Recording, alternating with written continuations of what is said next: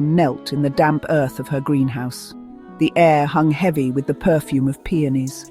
Her breath, shallow and ragged, did little to disturb the stillness. The cancer ate away at her, day by day, carving hollows beneath her eyes.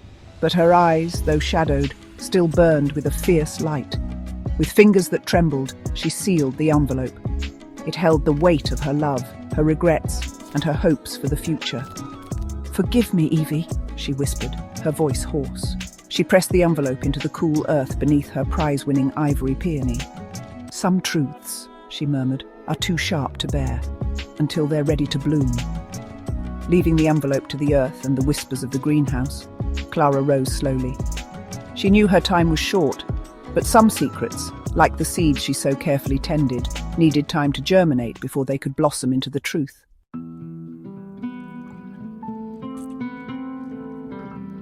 Outside, hidden amongst the shadows of the old oak tree, a figure stood watching. The fog on the glass obscured their features, but their intent gaze, cold and calculating, held a chilling intensity. A gloved hand emerged from the folds of a tailored coat, the fingers tightening around a vial of insulin. The figure remained motionless, their presence a silent threat in the tranquility of the garden.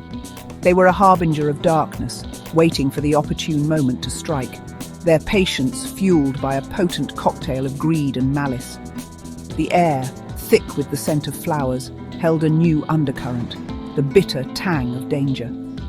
The figure in the shadows remained long after Clara had gone, their gaze fixed on the spot where the woman had knelt, a silent predator in the heart of paradise.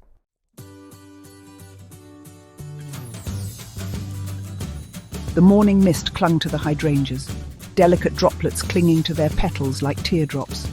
Evelyn Hawthorne knelt in the heart of her mother's beloved garden, the damp earth a balm against her grief. She pruned the overgrown roses, their thorns pricking her gloves, a physical reminder of the pain that lay beneath the surface of her carefully constructed composure. The crunch of gravel announced an unwelcome arrival. Evelyn's spine stiffened, her hand tightening around the silver shears. "Still playing in the dirt, I see," a voice dripped with disdain, each word laced with venom. Victoria Sinclair, her mother's betrayer, her ex-husband's seducer, stood with an air of haughty entitlement. Evelyn continued pruning, her silence speaking volumes.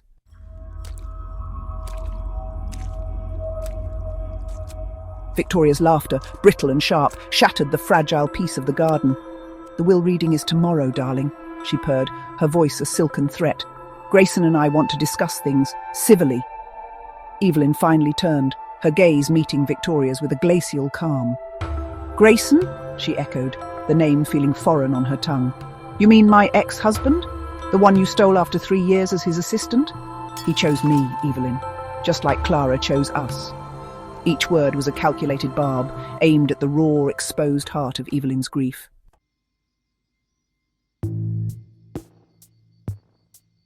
Evelyn's grip tightened on the shears, their weight oddly comforting. "Get out," she said, her voice low and dangerous. Victoria merely smiled, her confidence unwavering. "Make me," she challenged, taking a step closer. "This estate is worth millions, darling. Did you really think you'd keep it all?" "Over my dead body!" Evelyn spat, her voice edged with steel. Victoria's smile turned feral, her eyes gleaming with a malicious light.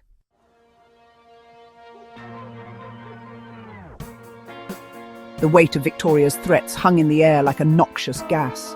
Evelyn, her heart pounding in her chest, rushed to the ivory peony. It bloomed serenely, oblivious to the turmoil it concealed.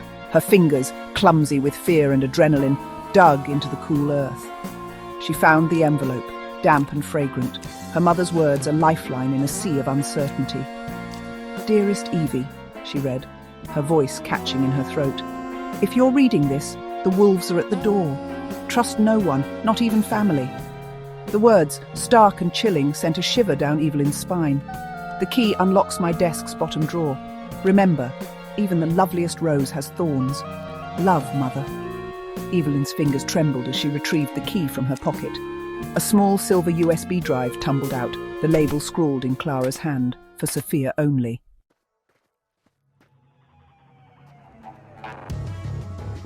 Sophia Reyes, Evelyn's godmother and the family attorney, arrived at the stroke of midnight.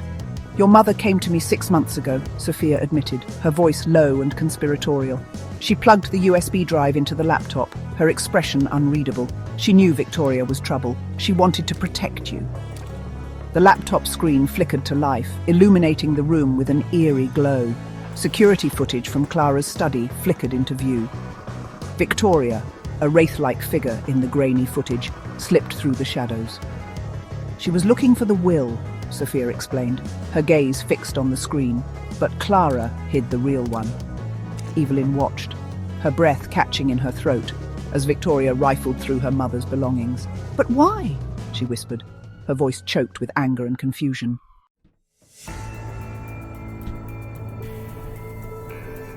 Julian, Evelyn's younger brother, arrived at the ungodly hour of 3 a.m. His eyes, bloodshot and filled with a pain he couldn't quite mask, darted around the room as if searching for an escape route. "Victoria offered me $500,000, he confessed, his voice raspy and low. "She wanted me to say Mum was delusional, to contest the will." "Did you take it?" Evelyn asked, her voice barely a whisper. Julian winced, as if struck. He pulled a crumpled check from his pocket, the word "void" stamped across it in bold red letters. "I tried," he admitted, his shoulders slumping. "But Mum, she knew. She intercepted the check, made me play double agent." He placed a small recording device on the table, its surface cold and metallic. The air crackled with tension as Victoria's voice, cold and calculating, filled the room. "Once we control the estate," she hissed, "Evelyn accidentally falls down the stairs. Julian inherits, and we take his share next."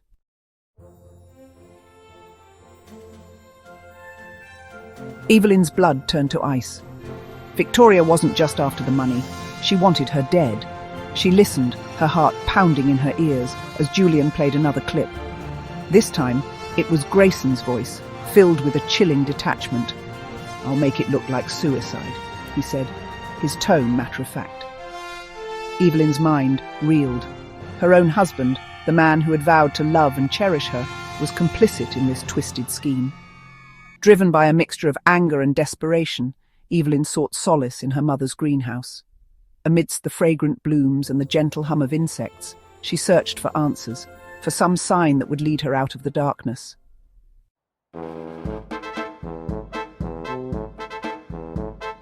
The greenhouse, usually a sanctuary of peace, felt heavy with foreboding.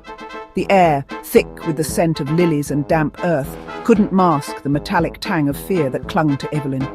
She clutched the envelope, her mother's words, a beacon in the encroaching darkness. "My dearest Evie," Clara's letter began, each word a testament to a love that transcended even death itself. "If you've found this, you've survived the first storm, but the path ahead is fraught with thorns. Be strong, my darling, be brave." Evelyn drew strength from her mother's words, her resolve hardening with each passing sentence. "The truth," Clara wrote, "lies buried beneath the eastern wall. It is your birthright, Evie, your inheritance. Guard it well."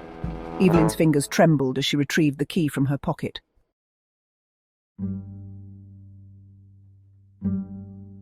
Julian's betrayal, though fueled by weakness and greed, cut deep. Evelyn had always protected him, shielded him from the consequences of his reckless choices. But this was a betrayal of a different magnitude. It was a betrayal that threatened to shatter the very foundation of their family. She confronted him in the hushed stillness of their mother's study, the room filled with the ghosts of shared laughter and whispered secrets.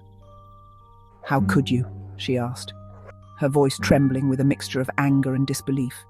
Julian, his face pale and drawn, couldn't meet her gaze. "I'm sorry, Evie," he mumbled, his voice barely audible.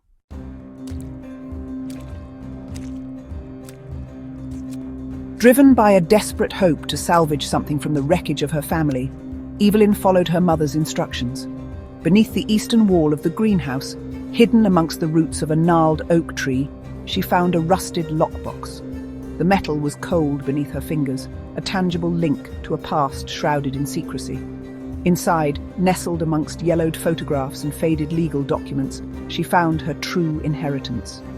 Deeds to properties in Zurich and Barbados, stock certificates bearing the names of companies she had only read about in financial journals, and a birth certificate. Her own name stared back at her, the letters blurring through a sudden rush of tears.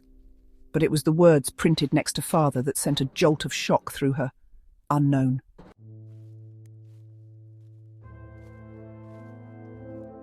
A single Polaroid photograph fluttered to the ground, landing face up at her feet. It depicted a woman, young and radiant, her smile mirroring the joy in her eyes.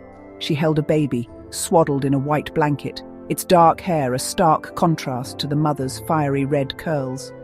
On the back, scrawled in Clara's familiar hand, were 3 words that would change Evelyn's life forever. Lena, 1979. Forgive me. The truth, like a poisonous flower, bloomed in Evelyn's mind. She had a sister her mother had kept hidden from her, a secret buried deep within the Hawthorne legacy. The weight of this revelation, this missing piece of her own history, threatened to crush her. But amidst the shock and the anger, a flicker of hope ignited within her.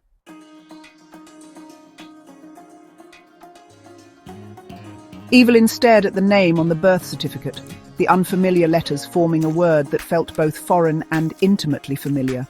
Lena, her sister. A sister she never knew existed. A sister hidden away like a delicate flower pressed between the pages of a forgotten book. Sophia, her brow furrowed with concern, placed a comforting hand on Evelyn's arm.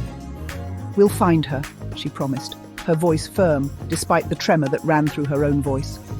The birth certificate offered a single clue, a small town in Martinique.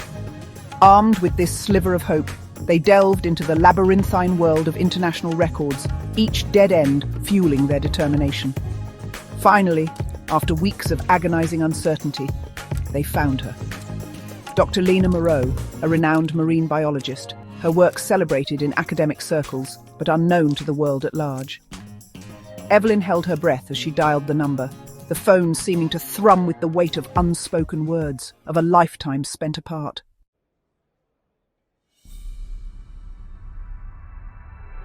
The phone rang, each tone a hammer blow against Evelyn's raw nerves. Just when she was about to give up hope, a voice, melodic and laced with the lilting cadence of the French language, answered.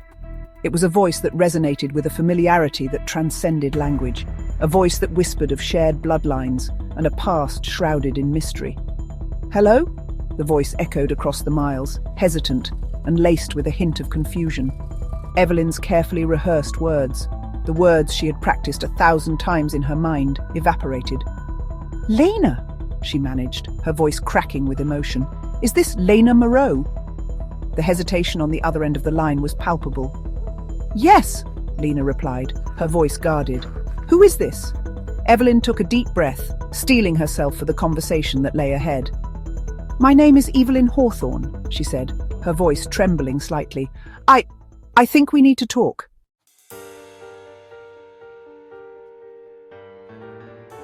As Evelyn explained the tangled web of deceit, of hidden wills and long-buried secrets, a sense of unease settled over her. Lena's initial shock gave way to a chilling realization. She was a pawn in Victoria's twisted game, her research, her life's work, funded by money stolen from her own sister. The weight of this revelation hung heavy in the air between them, a tangible reminder of the corrosive power of greed. Evelyn, her heart aching for the sister she had just found, vowed to make things right. She would expose Victoria's crimes, reclaim what was rightfully hers, and finally bring her family back together. But fate, it seemed, had other plans. As Evelyn and Lena delved deeper into the intricate web of Victoria's financial dealings, they stumbled upon a truth far more sinister than they could have imagined. Hawthorne Designs, the company built on a legacy of beauty and innovation, was being used to fund something dark, something dangerous, something that stretched far beyond the manicured lawns and opulent drawing rooms of the Hawthorne estate.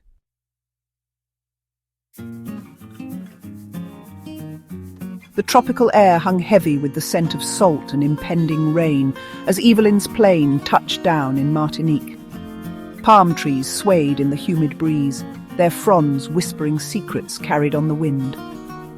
She had never felt farther from the manicured lawns and stately oaks of the Hawthorne estate, but closer to the truth of her family's legacy than she did at that moment.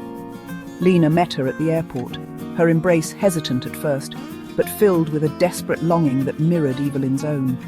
They were strangers bound by blood, two halves of a whole, their lives fractured by secrets and lies. "Victoria," Lena began, her voice tight with a fear that chilled Evelyn to the bone. "She's using my research, my work on coral reefs. It's all a front for something much darker." Evelyn listened, her heart pounding in her chest, as Lena explained how Victoria had manipulated her, used her passion for marine biology as a shield for her own illicit activities. "She's smuggling artifacts," Lena whispered, her eyes wide with a mixture of fear and disgust. "Ancient artifacts, stolen from underwater archaeological sites. My research grants, the funding for my lab, it's all dirty money."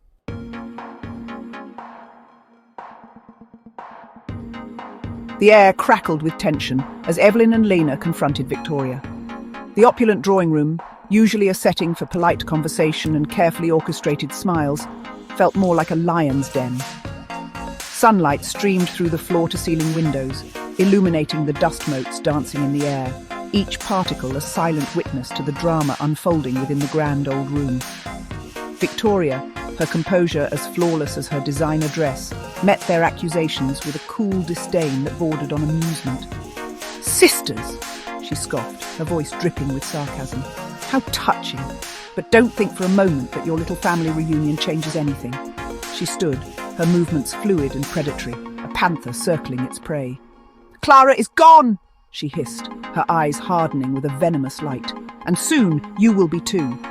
Evelyn, her fear giving way to a cold fury, stood her ground. "You're finished, Victoria," she said, her voice trembling with a righteous anger that surprised even herself. "We have proof of your crimes, the smuggling, the embezzlement, the attempts on my life."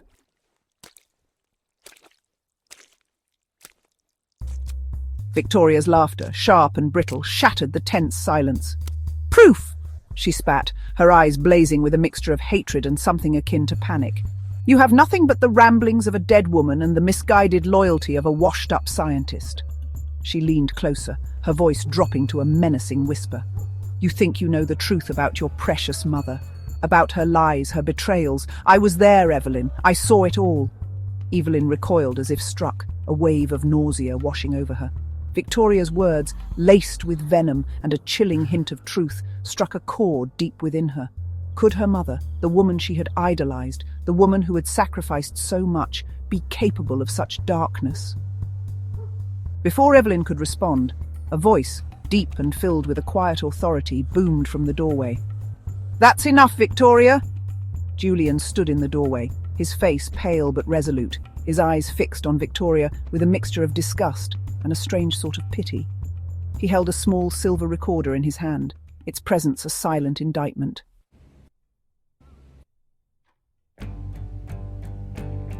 The game was up. Victoria, her mask of composure finally slipping, lunged for Julian, her fingers curled like claws. Evelyn reacted instinctively, stepping between them, her body a shield protecting her brother from the woman who had tried to destroy their family. Chaos erupted, a whirlwind of accusations, denials, and desperate pleas for understanding. Through it all, the steady click of the recorder served as a stark reminder that every word, every lie, was being documented for the world to hear. In the end, it wasn't the grand gestures, the dramatic confrontations that brought Victoria down. It was the small, seemingly insignificant acts of betrayal, the carefully constructed lies, the web of deceit she had woven so skillfully over the years that ultimately unraveled her carefully crafted facade. As the police led Victoria away, her face a mask of fury and defeat, Evelyn felt a strange sense of emptiness wash over her. Justice had been served, but at what cost? Her family, her legacy, her very sense of self had been shattered, the pieces scattered like fallen petals in the wake of a storm.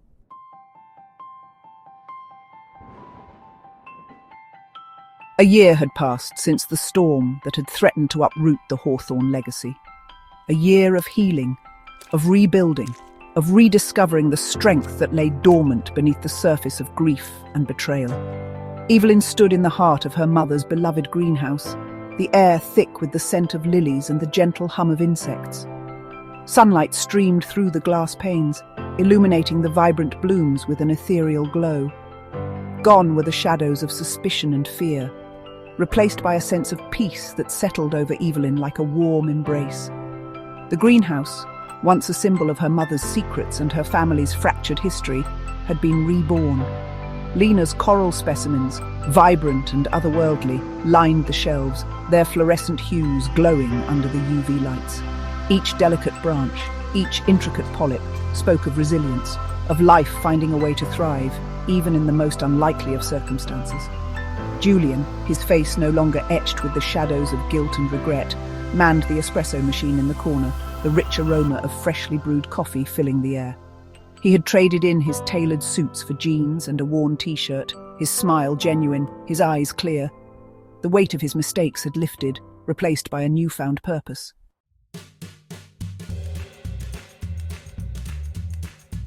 Sophia, her briefcase resting on a table nearby, reviewed contracts, her brow furrowed in concentration.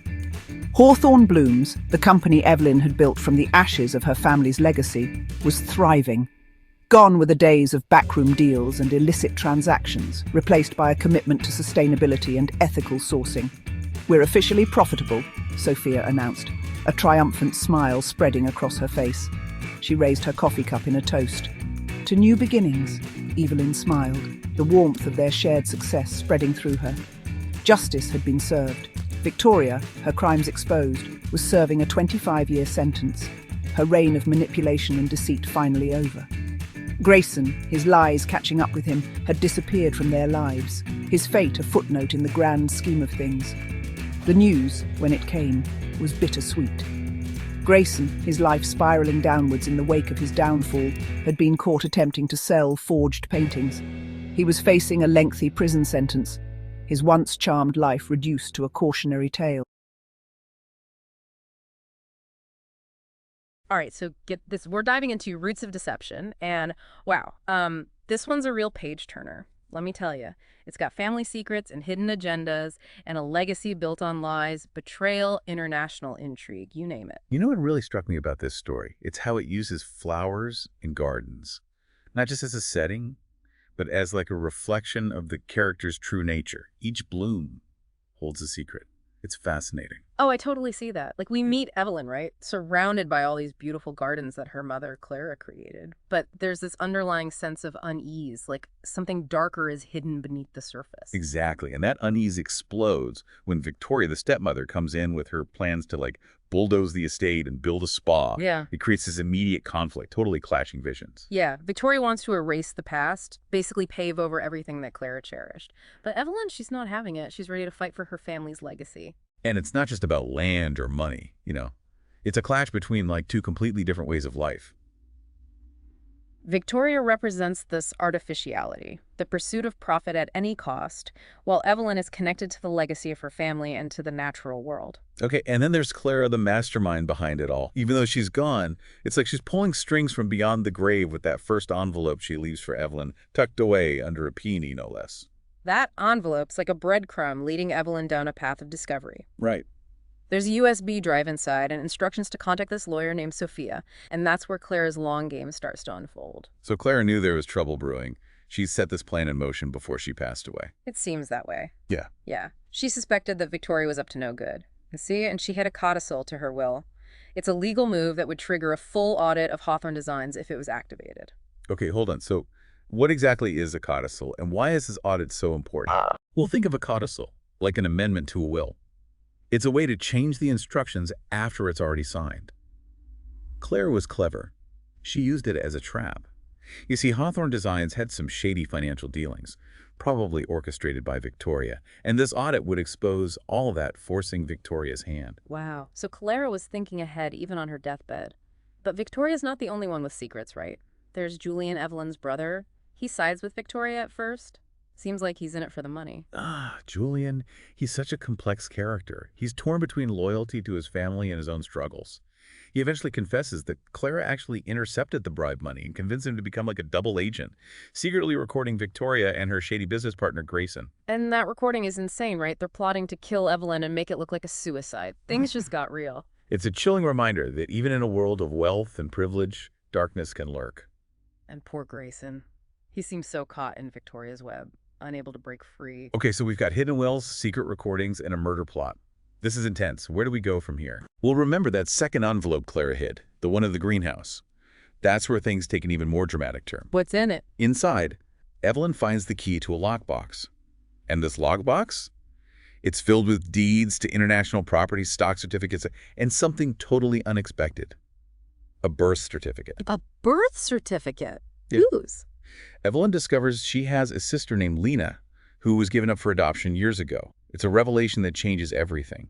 And it gets even more twisted because it turns out Victoria has been secretly funneling money from Hawthorne Designs to Lena's research project, basically using her as a pawn in her scheme. No way. Yeah. So Victoria was exploiting this long-lost sister that Evelyn didn't even know about.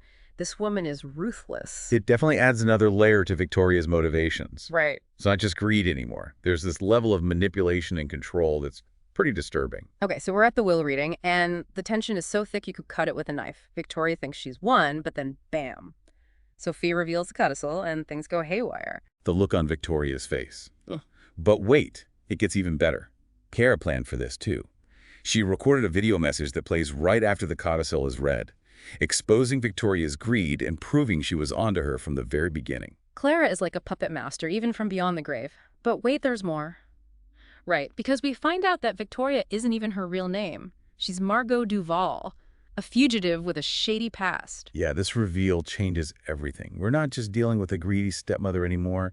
We're dealing with a woman who built her life on deception. It makes you question everything you thought you knew about her. Hold on. There are so many layers to this story, like an onion, so many secrets and lies. What happens next? Does Margot, or Victoria, I guess, get what she deserves? What about Lena? What's her role in all of this? That's where we'll pick up in part 2 of our deep dive into Roots of Deception. And trust me, you won't want to miss it. So last time, remember, we found out Victoria is really Margot Duval, a fugitive, and Evelyn's racing back to the estate after Lena's weird phone call. She's got to find what Clara hid in that greenhouse. This is where things get really crazy, right? Oh, absolutely. Yeah. The stakes are so high now, Evelyn knows Margot is dangerous. She'll do anything to keep her secrets. And she's right. The greenhouse is completely trashed, like someone went crazy looking for whatever Clara hid. But Evelyn's determined. She keeps searching. And that's when she finds it. The last flash drive tucked under Clara's favorite Sirius plant. It's pretty powerful, that image. Yeah. You know, all this distraction around Evelyn, but she's focused on finding the truth. It shows how strong Clara's legacy really is. Even with all the chaos and lies, there's still hope. So what's on the flash drive? This has got to be the key to everything. It is. It's a recording of Clara confronting Margot, just weeks before she died. And in this recording, we see a different side of Clara, like a fierceness we haven't seen before. She tells Margot she knows about the poisoning, and she lays out her whole plan to expose her if she doesn't change the will. Wow. So Clara knew she was dying, but she still stood up to Margot. She used her own weakness as a weapon. That's pretty amazing. It really is. Makes you wonder what she was thinking in those final days. Was it revenge? Or was it something more? Like a need to protect her daughters from Margot? I think it was both. You know, Clara was always thinking ahead, a real strategist. But she was also a mother, and she loved her daughters. She wasn't going to let Margot hurt them, not without a fight. Yeah, I see that. You're right. There's this constant tension between Clara's planning and her love for her daughters. It makes her such a fascinating character. Totally. And the way she turns the tables on Margot, recording their conversations, gathering evidence, she's like a chess master, planning every move. And Margot's so arrogant and greedy, she totally underestimates Clara. She thinks she's untouchable. Which is exactly what Clara wanted. She knew how Margot would react, and she used it against her. It's brilliant. Oh, it is. And then Clara reveals she has a safe deposit box filled with proof of all Margot's crimes, the fraud, the smuggling, everything. She basically checkmates. Margot justice will be served, even if she's not around to see it. That scene is so powerful. You can feel the shift in power as Clara lays it all out. It shows how strong she was, how determined to protect her family. Yeah, it reminds you that the truth always comes out, no matter how deep it's buried. Sometimes the people we think are weak are actually the strongest. So Margot is trapped? Her secrets are out. What happens next? Does she get arrested? And what about Lena? That last phone call was terrifying. What did she find on that research boat? Well, that's where things take a darker turn. And that's where we'll pick up in the final part of our deep dive. There's still more to uncover. The story isn't over yet. So much left hanging right. Margot's whole world's falling apart. Clara's plan worked. But what about Lena? That phone call was scary. What does she get caught up in? Yeah, things get pretty dark for Lena. Remember that coral research project she was working on? The one Margot funded through Hawthorne Designs? Well, Turns out it was all a cover-up for something way worse. Wait, so the grant was fake. What was Margot really doing? Lena discovered that Margot was using her boat and research permits to smuggle stolen artifacts. Basically, she made Lena an accomplice without Lena even knowing, exploiting her passion for marine biology to hide her own crimes. This just wrong. Using someone's passion like that to be greedy, it shows you how far Margot would go. She didn't care who she hurt. And tragically, Lena ends up paying the price for getting involved. Remember the gunshots we heard during that phone call? She was attacked, shot by one of Margot's men, trying to keep her quiet. That's awful. Lena was so full of life, so passionate about her work. To think she died because of Margot's lies, it's not right. It really shows you how dangerous deception can be, how one person's actions can have terrible consequences for others. Lena's death. It's a turning point in the story. It's what leads to justice finally being served. But Lena's death wasn't meaningless, right? She told Evelyn about something important that Clara hid in the greenhouse. Did Evelyn ever find it? She did. Yeah. It's that last flash drive. And what's on it changes everything.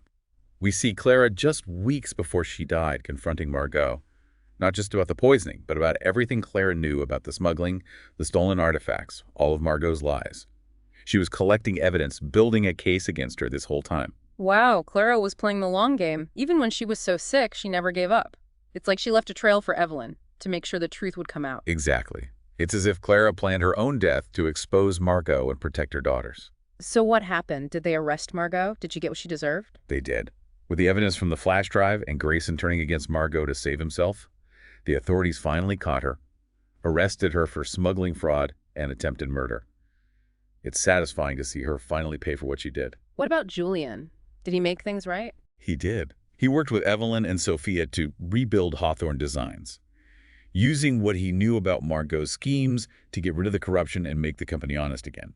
It was a long road, but he earned back their trust. And Evelyn, how did she deal with losing Lena? She was heartbroken, of course, but she found strength in Lena's memory. She even used Lena's coral research in the new Hawthorne blooms, so her work lives on. In the end, Evelyn took back her family's legacy and made it into something better, something built on honesty and integrity. It's a good ending. Even with the sadness, it shows you that even the worst pain can heal. That there's always hope, even in the darkest times. This whole story with all the twists and turns, it makes you think. It's not just exciting. It shows you how our choices matter, how our actions affect others, and how powerful the truth is. Yeah, you're right. Roots of Deception reminds us that secrets always come out, that justice might be slow, but it usually wins. It makes you ask yourself, how far would you go to protect your family? What would you do to find the truth? And in the end, it shows you that forgiveness and redemption are possible. Even after terrible loss and betrayal, it's a story about hope and how strong people can be. That's a great way to put it.